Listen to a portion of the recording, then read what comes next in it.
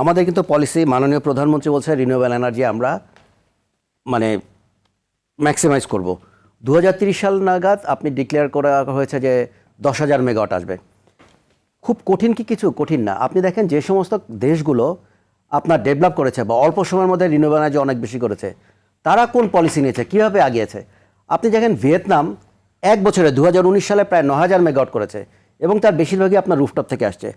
আমাদের দেখেন যে এমন আমাদের পাওয়ার ক্রাইসিস চলছে যে রিনিউয়েবল এনার্জি হলে আমরা যে বলি যে আপনার জ্বালানি নিরাপত্তা হবে, আপনার এটা সাশ্রয়ী হবে, তারপরে আপনার ফসিল ফুয়েল যেমন ইম্পোর্ট হবে না, ইন্টারন্যাশনাল যে কোনো সমস্যা হোক তাতে এটা ইন্টারাপশন হবে না। এত কিছুর পরেও কিন্তু আমাদের দেখেন যে এই যে ইম্পোর্ট করতে রিনিউয়েবল এনার্জি প্রায় 17% হচ্ছে আপনার ইম্পোর্ট ডিউটি। এটা কেন? কার স্বার্থে? কেন আমরা এটা ইম্পোর্ট ডিউটিটা জিরো করে দিচ্ছি না? আপনি যদি ইম্পোর্ট ডিউটি জিরো করে দেন, অনেকগুলো পলিসি আছে, ফিড ইন ট্যারিফ আছে, নেট মিটারিং আছে, ইন্ডাস্ট্রি করতে পারে, তাহলে দেখবেন যে আপনি যদি অ্যাটলিস্ট আমার আর কিছু দরকার নাই, আপনি শুধুমাত্র ইম্পোর্ট ডিউটিটা জিরো করে দেন 3 বছরের জন্য। আমরা চাই যে কারণ এটা আমাদের জ্বালানি নিরাপত্তা নিশ্চিত করবে, আপনার রিনিউয়েবল এনার্জি টেকনোলজি এবং আপনার স্টোরেজ ব্যাটারি। আমার মনে আছে আমরা যখন বড় বড়, যেমন ভেরি রিসেন্টলি আমি একটা ফিজিবিলিটি স্টাডি করেছি ইন্দোনেশিয়াতে, আপনার 6,000 মেগাওয়াট আপনার সোলার হবে, সেখানে 15,000 মেগাওয়াট আওয়ার হবে আপনার স্টোরেজ। সেই স্টোরেজ আমরা যখন আজ থেকে 5 বছর আগে স্টোরেজ নিয়ে যখন লিথিয়াম ব্যাটারি নিয়ে করতাম, তখন লিথিয়াম ব্যাটারির প্রতি মেগাওয়াট আওয়ারের দাম ছিল আপনার প্রায় $3.5 লক্ষ, আর এখন সেটা নেমে আসছে হচ্ছে $16 লক্ষ মতো। আপনি যদি সোলার এবং স্টোরেজ দিয়ে করেন তাহলে আপনার বাংলাদেশি টাকা এখন 15 থেকে 16 টাকার মধ্যে আপনি 24 ঘন্টা বিদ্যুৎ দিতে পারবেন। তাহলে আমরা পুরো ইম্পোর্ট ডিউটিটা যদি আমরা উঠাই দেই 5 বছরের জন্য, যেহেতু গভর্নমেন্ট 30 সাল পর্যন্ত নিয়েছে, আমরা 30 সাল পর্যন্ত না নেই 2 বছরে যদি আপনি করেন, 2 বছরের মধ্যেই কিন্তু আমরা 10,000 মেগাওয়াট নিয়ে আসতে পারবো, যদি আমি আপনার সাপোর্টিভ আপনার পলিসি সাপোর্টটা দিই।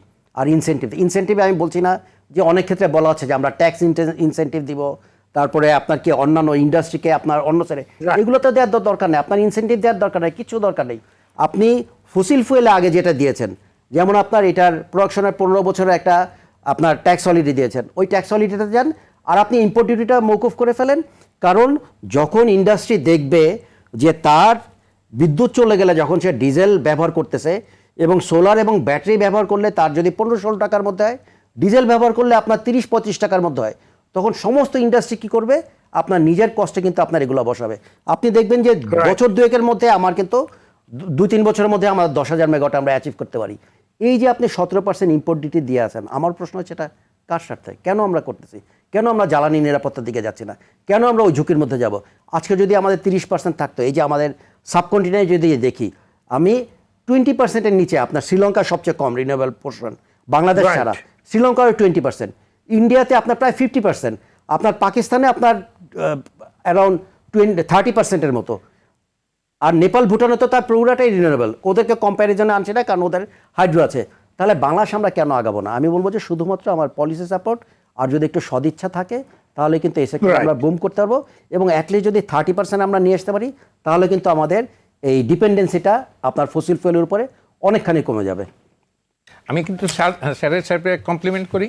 Renewable definitely is a good prospect, এবং এইসব জিনিসগুলি যদি সরকার রিয়েলি নিতে পারে, ট্যাক্স ফ্যাসিলিটিস, ইম্পোর্ট ডিউটিস এগুলি করে দিতে পারে, তারপরেও কিন্তু আমাদের গ্রিডের যে অবস্থা, এটা ভেরিয়েবল রিনিউয়েবল এনার্জি, এবং যেটা নিউক্লিয়ার আসার পরে আরও অসুবিধা হয়ে যাবে ফ্রিকোয়েন্সি ম্যাচিং করতে।